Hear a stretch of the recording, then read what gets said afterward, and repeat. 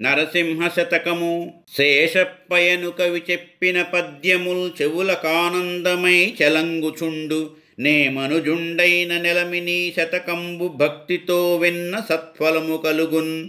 జలగిన్ ఈ పద్యముల్ చేర్చి వ్రాసిన వారు కమలాక్షు కరుణను గాంతురెపుడు. నింపుగాన్ పుస్తకంబెపుడు భోజించిన దురితజాలంబులు తొలగిన్బోవు. నిద్ది పుణ్యాకరంబని ఎప్పుడు జనులు గస్తమెన్నక పటీంపన్గలుగు ముక్తి.